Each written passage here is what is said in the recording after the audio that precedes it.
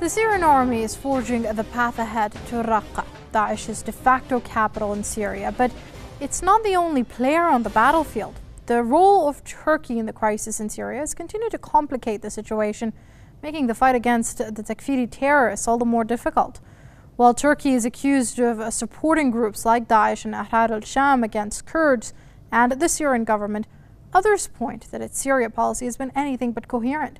So what does Erdogan mean when he speaks of taking further steps into northern Syria?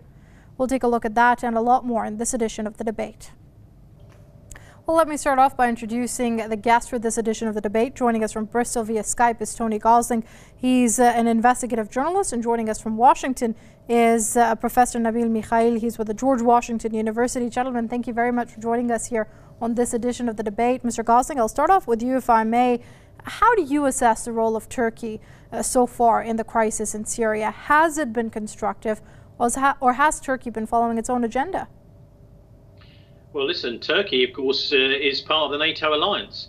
So I think that they were involved right from the very start in this latest attempt by the West at regime change. In fact, there was a lot of evidence that the president's son, Bilal Erdogan, was actually personally making money through running oil supplies from through the northern Syria and through the Syria-Turkish border. But I think things have changed a bit since last year's coup attempt. And the Turks are now wondering whether it's wise to be quite so close to the United States. Having said that, I think there's always going to be, in any kind of modern regime, in this rather loose world we live in now, with the United Nations playing a kind of backseat role and not seeming to really have the effectiveness that it should have, that countries with these kind of porous borders, someone like Turkey, the Turkish government, are now looking at Syria as possibly a potential land grab. So they're now looking at northern Syria as a way to extend their border in a southerly direction. And that's why I think that the Turks are now deciding that they will engage with the Kurdish, what they call terrorists. Effectively, this is a minority opposition, and it has been for decades in Turkey. That opposition has moved into northern Syria to fight ISIS. But Turkey really should have been cheering and jumping for joy that the Kurds are starting to move out and starting to fight outside Turkey. But they've decided that they're going to pursue them into Syria, which shows that the Turks really are trying to look upon this as a way of grabbing land. They're not actually interested in fighting Kurds who are in Turkey. They actually want to pursue them into Syria, beat them there, and also grab land in Syria. So this is real opportunism from Erdogan still going on, but maybe not quite so opportunistic and not quite so allied to the US aim of regime change as they used to be. Right. Mr. Mikhail, do you agree with that assessment? Turkey is following its own agenda of land grab, not in tune with the US policy, but not really for the Syrian people? To some extent this is true, but it is more complicated than this. Yes, of course, Turkey would pursue the Kurds inside the borders of Syria, and also they are articulating their national interest. But the question is that there are different interpretations of the national interest of any nation.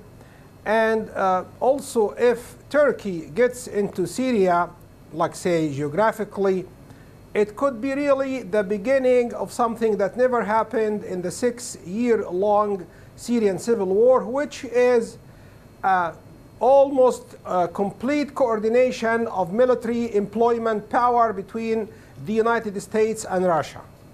Because both Washington and Moscow will judge this action, which is potential, still speculative. I do not want really to utter things prematurely, because for one, the two big powers will judge such a step as a renewal of the Syrian civil war, and also a threat to the Kurdish cause that both of them are trying to co-sponsor. We do not know how Washington and Moscow act against Ankara in such a situation, but the source of its difficulty is that they do not want to alienate Turkey. Turkey is an important player in the Syrian war because close to 2 million Syrians are still within the borders of Turkey. So I think it could be some sort of a quiet ultimatum. President Erdogan, please stay where you are. If you have concern about the Kurds, we'll take care of them. And please do not let any radical element infiltrate the Turkish-Syrian border, because this would mean that what we have done over the past months is null and void. So I expect, we're still at the beginning of August of 2017. Perhaps in a few weeks or a month, I believe there could be some joint talk between America and Russia to Turkey. And I expect that September will be a very, very hot month for the situation in Syria, because you are trying to consolidate your gains. You are trying to monitor the Kurdish situation. You are also looking into Iraq, especially with the Kurdish plebiscite. So really things could be out of hand, but we hope things can be still under control. Right, never a dull day in the Middle East. But Mr. Gosling, I saw you smiling there a bit earlier. What's your take? Look, I actually don't think that the Turks are really being honest with us, because by attacking the Kurds, the YPG, in northern Syria, what they're doing, of course, is they're aiding ISIS, aren't they? The Kurds have been actually making quite a bit of difference in the fight against ISIS. And so for the Turks to come around behind the Kurds and start attacking them, this is only playing into the kind of regime change hands. I think we have to be respecting borders. I mean, I think people were spelling this out, weren't they? In 1937, 38, 39, before the Second World War, we must respect borders. And if the Turks think that they can use this as an opportunity to kill Kurds and also to grab land in northern Syria, this is simply not on. And also, with the idea of potential talks between Russia and the US, I would very much like to see that. But certainly the signals from Lavrov and the Russians are that the Americans are not what they call deal ready. That is to say that even if they sit around the table with the Americans, there's no real guarantees the Americans will stick to what they've agreed and will keep their word. Because what we've seen over the years is, particularly in Syria, is all sorts of strikes like the cruise missile strike, the massive cruise missile strike just after Trump came to power, where agreements are broken and international law is broken. So the Americans, I think, are still stuck on this idea of regime change in Syria. I think they still want that. And the fact of the matter is that, that Assad is actually going to, it looks like, stay there. So whatever happens, I think the Americans still want to see that. And the fact is, it doesn't help US foreign policy. It doesn't help the United States internationally, strategically at all, to be bogged down in Syria. The only country it really helps is Israel, that wants to expand in the region. Right. I'd like to pick up on the first part of Mr. Gosling's answer there. Mr. Mikhail, put this to you as far as how he said that whatever Turkey's interests may be and its actions may be in Syria, it is aiding Daesh terrorists. Yeah, I mean, this is true. You can elaborate on this further. But the question is, how big is the support that a radical group like ISIL or others would gain from such a Turkish movement? Because it could be it could be those who just retreated from the liberation of Mosul and northern Iraq, or the liberation or the capture of other Syrian cities like Idlib, like Raqqah, like Kobani and others. So if there are some havens for ISIL in the Turkish-Syrian border, and they are willing to move logistically if Turkey goes after the Kurds crossing the Syrian borders, I think that can be the cause for either an American action against ISIL, a Russian action against ISIL, or a joint action by Washington and Moscow. But again, this is the hard part. You have also to maintain the minimum degree of cooperation with Turkey. As I said in the first question, America and Russia and the whole world will not alienate Turkey. They still need Turkey because it is where most of the refugees have crossed the borders. Right, but so Professor if you decide Mikhail, to return them back, you have at least Professor Mikhail, this approach works only if you truly believe that the U.S. is working against Daesh in Syria. It is, because they have deployed troops. Trump took a much bigger risk than President Obama, who knew that ISIL infiltrated Syria and he did nothing. So basically, of course, America works against ISIL in Syria. But like say, through what? I mean, what we have been seeing over the past couple of weeks and months is more American reliance on Kurdish troops. So this is one tool. There could be a direct American action against ISIL, right, meaning like say, like basketball, a man-to-man, but American bombardment campaign has been targeting ISIL or Daesh. The question is what will trigger off a potential confrontation between the United States and Russia on the one hand, and any re-emergence, right, any ascendancy. Let me get Mr. Gosling's point of view into this. Mr. Gosling, I see you don't agree. Well, look, we had a few weeks ago, didn't we, actually what seemed on the surface of it a very important agreement between Vladimir Putin and Donald Trump about withdrawing some of the US support for some of the rebel groups in Syria. So this was actually a very positive thing. The only trouble is that pale face, that is to say Donald Trump, speak with forked tongue, because actually all that happens is that the covert intelligence and other money that's going from the US to these rebel groups, from the CIA, etc., is just channeled through different bank accounts.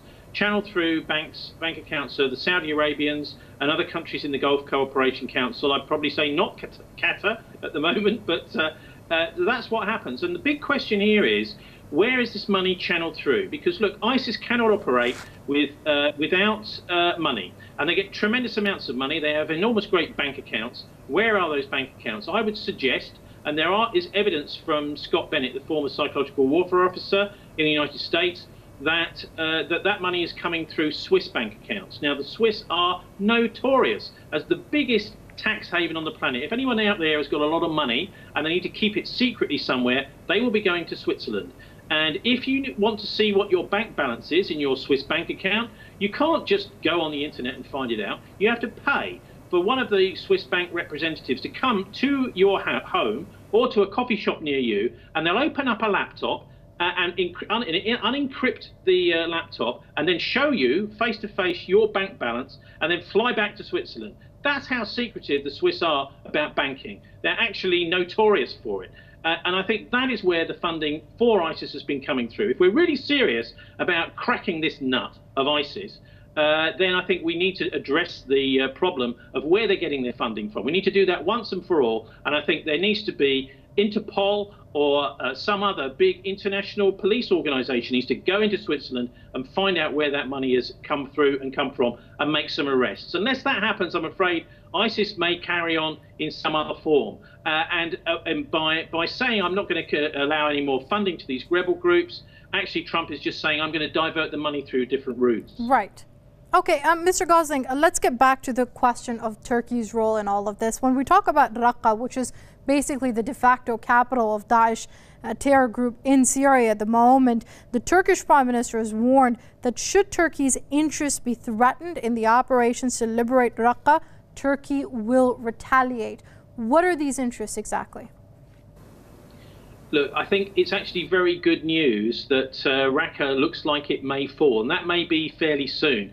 The only thing is, as it becomes clear that regime change is not going to happen in Syria, I think that the US, who is still hell-bent on this, by the way, and they're not reading the signs that this is not going to happen, will try some other more extreme method in order to try and get that regime change, effectively actually doing the Israelis' foreign policy job for them. And in fact, of course, the NATO intelligence services work very, very closely with the Mossad, even though Israel isn't formally in NATO. They're basically the same organizations. And there are all sorts of groups of retired intelligence agents as well that make a lot of policy to do with covert operations. For example, smuggling people, young girls even, from London through Turkey down into, it's an investigation that I did along with some others, down into for ISIS. So actually, I think that the Turks would be wise to back off from the whole Syria conflict. Now they've had their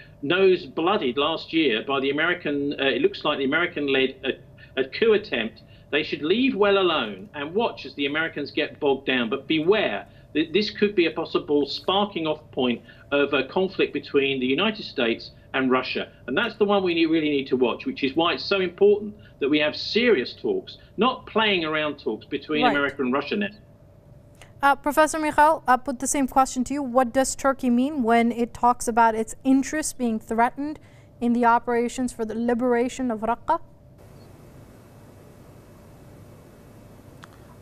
Good question. As I said at the beginning, I'm talking about potential war scenarios. It would mean basically all the effort to dispel any potential conflict. So Turkey can see such an action as a reduction of its sovereignty, that it threatens the territorial integrity of its land. It has the right to protect itself. This is something logical and natural. On Syrian but the question is, since there are so many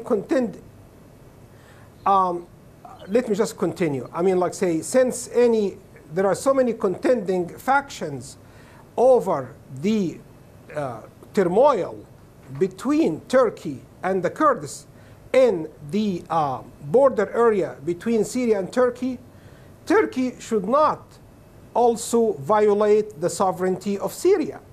So this is why, as I said, there is a potential conflict. There is a room for diplomacy. So what should happen and what should be done is a strong message. I do not want to use the word ultimatum, whereby America and Russia would tell Turkey, please do not cross the borders area. The Kurdish situation will be quiet. Right. Once the Kurds are stable, that can ensure stability for your borders. Whether the Turkish leadership will consent to such a message is a big question. This is why I said the situation is fraught with so many possibilities. Diplomacy, escalation, war, peace. But I do not think that the Kurdish question should be used to reintegrate elements of ISIL into the Syrian land, because this we means just have a little under a minute left, Mr. Gosling. I put this last question to you, if I may.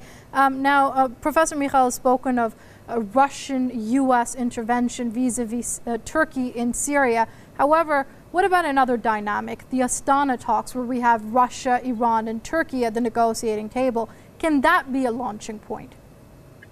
I think most definitely. These are the more serious people, and as ISIS is slowly reduced down in Raqqah and hopefully eliminated forever, then those are the countries that are probably going to be making these big decisions. But I'd just like to say now, my heart goes out to the Kurdish people, because they've been being messed around and used for decades now. I can remember when the Americans went into Kuwait in the first Gulf War.